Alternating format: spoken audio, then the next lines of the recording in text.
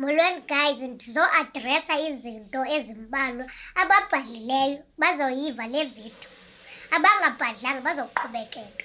1 guys, andizukwazi utshintsha ilizwi lam, ndidalwe ndinje, so into endingazukwazi uyitshintsha andizukwazi.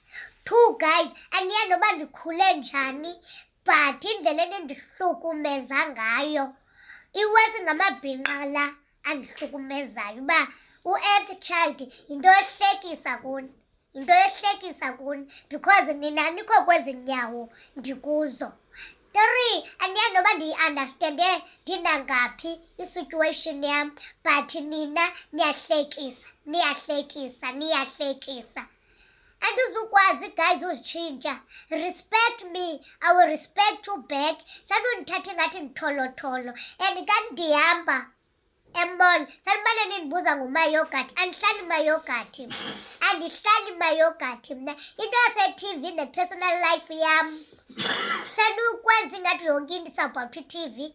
Sometimes umntu makakacingi uba bekuvova ekhaya benza mtrita kanje na. Sanuyenza loo nto guys, sanuyenza. If umntu ngoku is fucking me, I'm gonna force myself to fuck back ngoku because ndonele nini, ndonele. Kudala nindihlukumeza, kudala nindihlukumeza, nithetha kakubi ngam uba ndi-rude. I'm not a rude person mna. Hlala nam phantsi, uyeke into ye-TV, uhlale nam in person. Uzandibona uba uvovo ayiyo le nto ikwi-reality show. Uvovo akukho rude. I'm humble, I'm down to earth, I have a good heart. Ndinobubele ukufa mna, ndingumntu nam egqibele ndinazo iimisteyikhi ezinani niba nazo. Hello Mzansi, welcome to Mgosi waseMzansi. Uvovo usende message ebantwini base-South Africa ukuthi abayekele kumhlukumeza, abayekele kubukusa ngaye, abayekele kumdreka lapha enkundleni yokuxhumana. This is after Uvovo was seen wearing timbahla tase-Earthchild and people were making fun of her saying ukuthi hayibo Uvovo ugqoka kanjani impahla tebantwana, ugqoka kanjani impahla tase-Earthchild.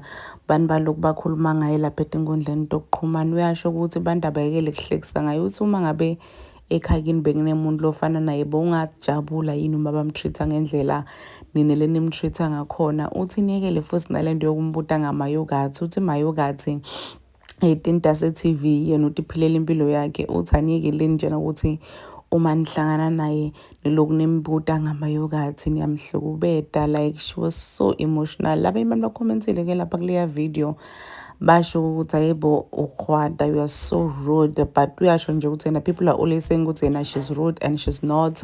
Inkinga ukuthi bantu abakhona ukumkhulumisa ngendlela le right. Uthi yena umuntu lolunge kabi but people are just so mean towards her. And uyashosha Mkosi yami ukuthi uyacela nimiyeke phansi, uyacela ukuthi nimhloniphe because what you guys are doing kuyamphula emoyeni. Please do comment what you think below down on the comment section. Don't forget to hit the notification bell. I will see you on the next one. I'm signing out. So goodbye.